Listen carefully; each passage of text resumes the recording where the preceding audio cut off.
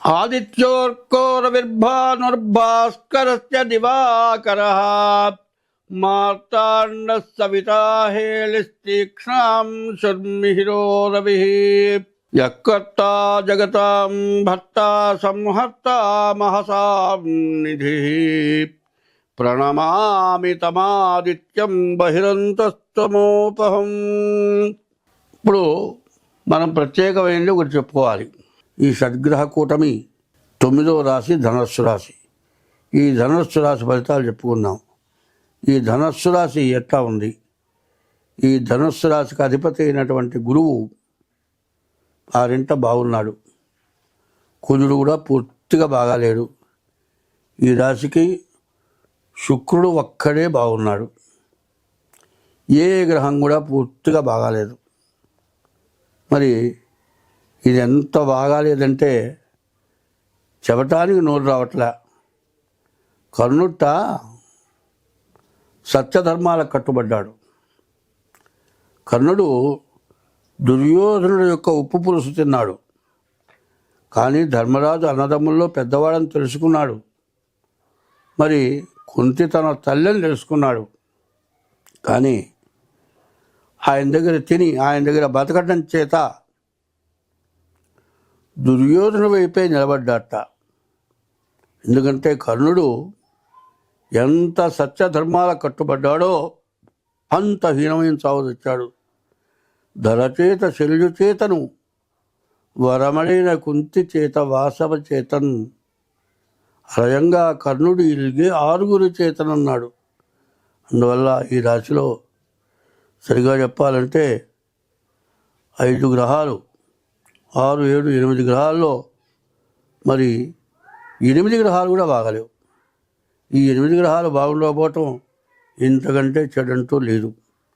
కాబట్టి ఈ రాశి వాళ్ళు చాలా జాగ్రత్త వహించాలి. ప్రతిరోజు శివాలయానికి వెళ్ళి ప్రదక్షిణం చేయాలి. ప్రతిరోజు ఉదయం లేచి సూర్య నమస్కారాలు చేయాలి. పొద్దున, మధ్యాహ్నం, సాయంత్రం. తర్వాత ప్రతిరోజు శివాలయానికి వెళ్ళాలి. తర్వాత చామంతి పూలు, మారేడు దళాలతో ఈశ్వరుడికి ప్రదక్షిణం చేసి ఆ మారేడు దళాలు మరి చామంతి పూలు శివలింగం మీద పెట్టించుకోవాలి. మరి బియ్యపు రవ్వ, పంచదార పుట్టల దగ్గర వేయాలి. తర్వాత ఈ రాశివాళ్ళకి అర్ధాష్టమ శని, సప్తమ కుజుడు పూర్తిగా దురాగతమైనటువంటి స్థితిలో ఉన్నారు. కుజుడికి మంగళవారం, శనికి శనివారం అభిషేకం పూజ చేయించుకోవాలి. తర్వాత ఏ రోజు కూడా సూర్య నమస్కారాలు మానకూడదు. ప్రతిరోజు శివాలయానికి వెళ్ళి శివుడికి 11 ప్రదక్షిణాలు చేయాలి. నవగ్రహాలకు 9 ప్రదక్షిణాలు చేయాలి. మరి సోమవారం ఈశ్వరాభిషేకం, మంగళవారం రోజు అంగారకుడికి పూజ, శనివారం శనికి అభిషేకం.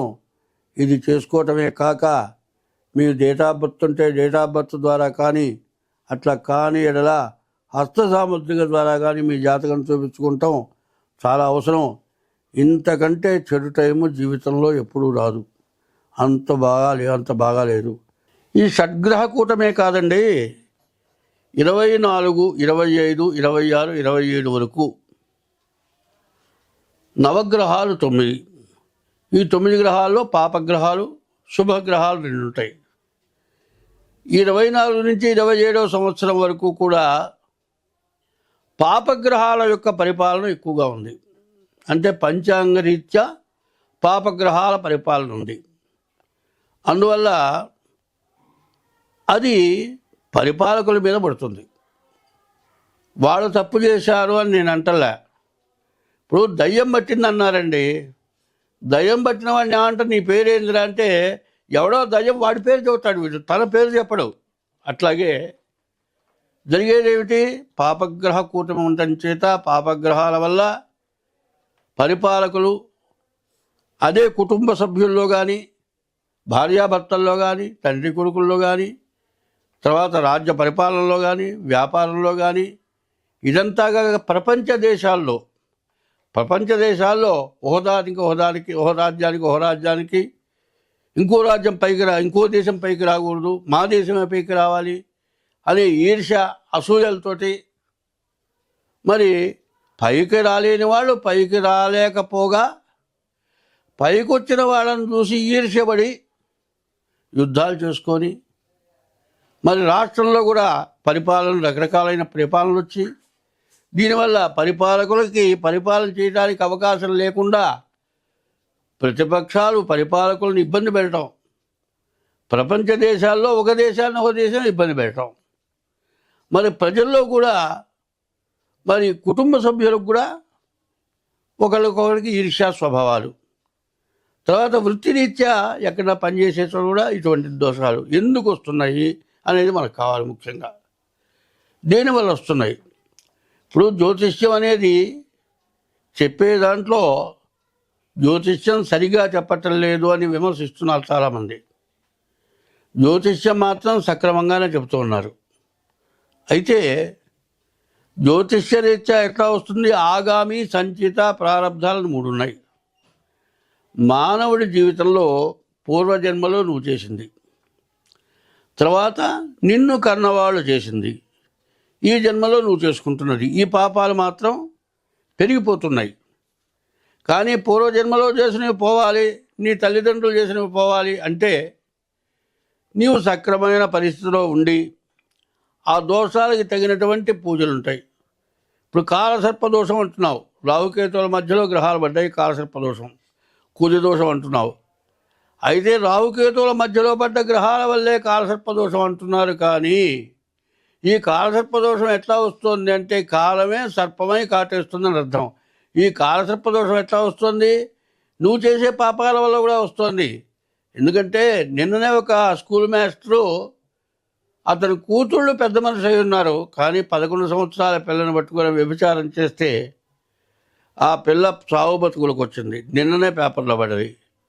ఇటువంటి మహాపాపాలైనటువంటి పనులు చేయటం వల్ల కాలసర్పదోషం వస్తుంది. ఈ కాలసర్పదోషం ఎట్లా వస్తుంది అనేది కూడా గ్రహించడానికి కొన్ని వ్యాధులు వస్తున్నాయి. ఆ వ్యాధుల ద్వారా కాలసర్పదోషం అని చెప్పాల్సి వస్తుంది.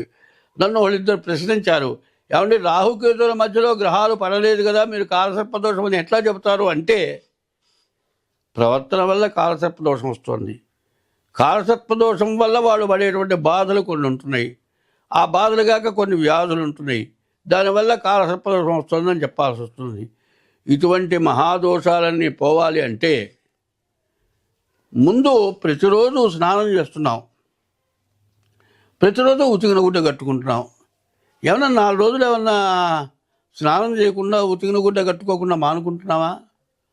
ఓ 1 నెల రోజులు ఏమన్నా స్నానం చేయకుండా ఉతికిన గుడ్డ కట్టుకోకుండా మానుకోగలుగుతున్నావా? అట్లా కట్టుకోకుండా మానుకుంటే తలలో పేలులాగా గుడ్డల్లో కూడా కొన్ని పేలు చీరబోతులు అంటారు, అట్లాంటి తయారవుతాయి. అట్లాగే మానవుడు ఎవడైనా సరే, ఏ మతస్థుడు కానీ, మతంలో ఒక విశేషం చెప్పారు, షడ్భాగాధికం హిందూ మతంలో, మరి క్రిస్టియన్ మతంలో, ముస్లిం మతంలో 10వ వంతు భాగం మంచి దైవ కార్యాలకు ఖర్చు పెట్టాలి. ఎందుకు? మనం చేసినటువంటి మహాపాపాలు పోవటం కోసం చేయాలి. అవి చేయటం కాక జ్యోతిష్యం సరిగా చెప్పట్లేదు, జ్యోతిష్యం అమ్మకు డబ్బుల కోసం చెబుతున్నారు, జ్యోతిష్యం అనేది కాదు. ఇప్పుడు నేను చెప్పబోయేది ప్రత్యేకించి ఏమిటా అంటే, ప్రతి వాళ్ళు కూడా ఇప్పుడు 2027 వరకు కూడా ఏమాత్రం కష్టం వచ్చినా వెంటనే జ్యోతిష్యం చెప్పించుకోవటం మంచిది. జ్వరం వచ్చినప్పుడు 4 రోజులు మందులు ఇస్తాడు, 5వ రోజు రక్త పరీక్ష చేయమంటాడు. అట్లాగే మీరు కూడా మీకున్నటువంటి బాధలు ఏదైనా కొన్ని వచ్చినప్పుడు వెంటనే జ్యోతిష్యం తగిన వాళ్ళ దగ్గర చెప్పించుకోవాలి. ఆ జ్యోతిష్యం చెప్పేవాళ్ళు ఎట్లా ఉండాలి? ముందు దైవ బలం కలిగి ఉండాలి, ఒక మంత్రానుష్ఠానం పూర్తిగా చేసి ఉండాలి, కొన్ని కోట్లు జపం చేసి ఉండాలి, దైవ బలాన్ని సంపాదించి ఉండాలి. వాడు చెప్పిన జ్యోతిష్యం జరుగుతుంది. అందుకోసమే ప్రతి పుస్తకంలో ఉపోద్ఘాతం అని రాస్తారు. ఉపోద్ఘాతం ఏంటి? లోపల చదివేటువంటి జ్యోతిష్యానికి నువ్వు దైవ బలాన్ని సంపాదించి జ్యోతిష్యం చెప్పు అని రాస్తున్నారు. కాబట్టి జ్యోతిష్యం చెప్పేవాడు తప్పంటలేదు, చెప్పేది పుస్తకంలో ఉన్నదే చెబుతున్నారు కాదంటలేదు. కానీ జరిగేది జరగకుండా పోవాలి. ఎందుకంటే చెడు అనేది జరగకుండా పోయేటట్లుగా చెప్పగలిగేటటువంటి శక్తి రావాలి అంటే దైవబలాన్ని సంపాదించి దైవబలంతో జ్యోతిష్యం చెప్పాలి, మీ బాధలు తొలగిపోవాలి. 12 రాసుల వాళ్ళు కూడా ఏం చేయాలంటే ఈ నవనాగుల పూజ ప్రత్యేకించి చేసుకోవాలి. ఈ 9 సర్పాలు ఏమిటి? 1 ఆదిశేషుడు, 2 ఈశ్వరుడు మెళ్ళలో సర్పం, 3 గణపతి మెళ్ళలో జంధ్యం, తర్వాత గణపతి మొలతాడు, తర్వాత నా అమ్మవారి వడ్డాన్నం, తర్వాత సుబ్రహ్మణ్యేశ్వర స్వామి, తర్వాత పంచముఖ సర్పం, త్రిముఖ సర్పం, ఏకముఖ సర్పం, ఇట్లా 9 రకాల సర్పాలు ఉన్నాయి. ఈ 9 రకాల సర్పాలకి కాల సర్పదోషం ఉన్నా లేకపోయినా ఈ పూజ చేయటం వల్ల మీకుండేటువంటి సమస్త బాధలు కూడా తొలగిపోతాయి. కానీ మీ జాతకంలో ఏముందో చూపించుకొని చేస్తే అన్ని విధాలా బాగుంటుంది. స్వస్తి.